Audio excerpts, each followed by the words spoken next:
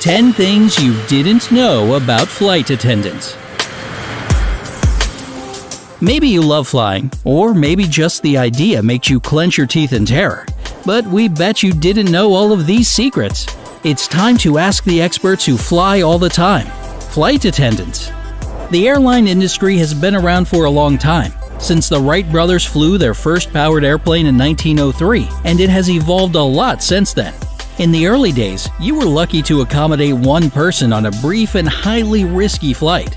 Today, you can cram hundreds of sleeping people into a flying bus and launch it through the sky for hours and hours of smooth sailing.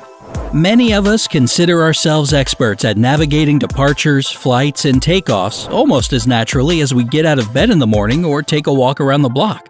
But however experienced you are, learning some of these insights about airplanes can make your flights more pleasant. It might also make the experience better for the pilot and crew of flight attendants who have to do this all day, every day. Here at Brightside, we encourage practicing kindness along with learning. So check out these secrets of the industry and see if you can put some of them to good use. 1. All male crews are a thing of the past. Did you know this? Before 1930, the crews of airplanes were 100% male, including the pilot, ground crew, and all of the flight attendants. The position of flight attendant comes from the chief steward, a position on maritime ships, which were traditionally crewed entirely by men. The first female flight attendant was Ellen Church. She was hired by United Airlines in 1930, in part for her skills as a registered nurse, and in part as a marketing move. The thought was, if young girls were scared to fly, seeing a female crew member would reassure them that flying was safe. It worked, and women rapidly came to dominate in the cabin crew world. Over 100 years, the gender roles reversed, and many now see this as a primarily female profession. The majority of attendants these days are women, though plenty of men also work in the cabin. All a flight attendant needs is a responsible outlook and a warm personality. Female attendants were originally called stewardesses or air hostesses, but typically the preferred gender-neutral term these days is attendant. And, speaking of flight attendants, 2. Not waiters, but captain's assistants. A common misconception is that a flight attendant is basically a waiter on an airplane. They're there to pour drinks, serve food, hand out pillows and blankets, and generally give the passengers whatever they ask for. In reality, a flight attendant's job is to assist the cabin by managing the cabin during a flight. While the captain is busy flying the plane, the flight attendants keep an eye on what's happening in the cabin, serving as the captain's eyes and ears outside of the cockpit. They are trained in dealing with emergency situations, particularly first aid and dispute management, and they report unexpected events to the captain. At least once an hour, the pilots and flight attendants check in on the current status. 3. The crew is just as frustrated as you are. No one likes having to modify their schedule for a delayed flight, or, even worse, having to sit on the tarmac waiting and waiting. As much as you don't like it, your crew won't like it either. Airline crews are typically paid by the hour, but only the hours spent in actual flight are paid. A flight doesn't actually start until the door is closed. Time, as we all know, is money. If a flight is delayed, those are hours your flight attendant isn't getting paid for. So take it easy on them. They're not happy about it either. 4. Don't sleep during takeoff or landing. Hey, we get it. What better way to fly than get in your seat, shut your eyes before the doors have even closed, and go to sleep for the rest of the flight? Well, experienced flight attendants recommend avoiding this. Not only will you not be attentive during the safety demonstration and during takeoff, which is statistically the second most likely phase of a flight where something might go wrong, but it can impinge on your comfort. As an airplane gains altitude, the pressure differential might cause your ears to pop, or you might get a nosebleed. It's better to be conscious to deal with these things. Consider chewing a piece of gum or drinking water while climbing. For the same reason, you should try to be awake for descent and landing too. This period of a flight is the most dangerous based on statistics from a Boeing air travel study. 58% of fatal accidents documented between 2004 and 2013 occurred during descent, approach, and landing. That said, 5.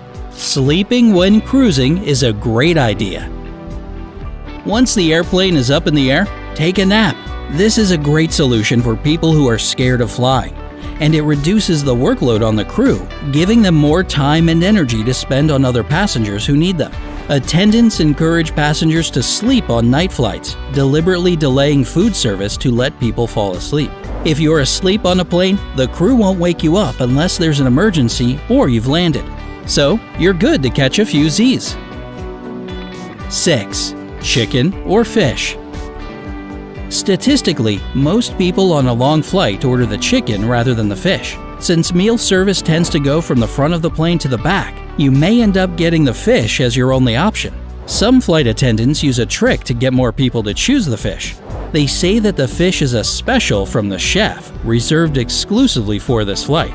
On average, people are naturally drawn to things that are exclusive and special, making the fish more popular.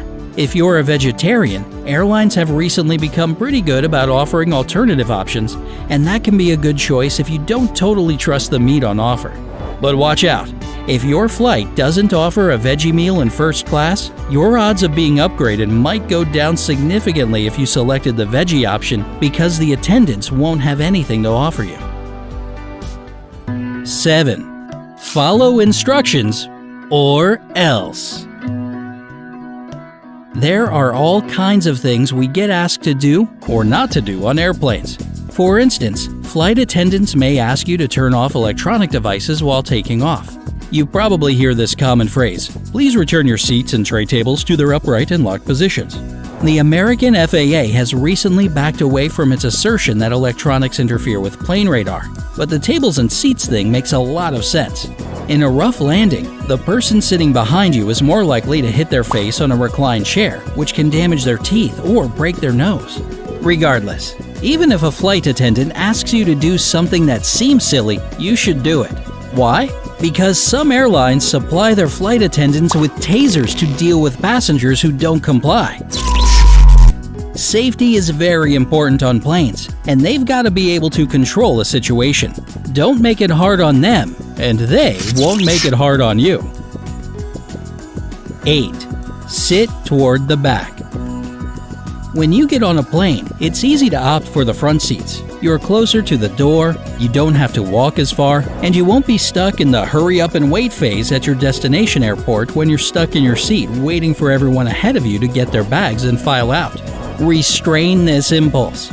Especially if you're a nervous flyer, you'll be pleased to know that the back seats tend to be far safer statistically speaking. Most crashes cause significantly more damage to the front of the plane, and rotobursts and engine explosions tend to affect the middle of the plane.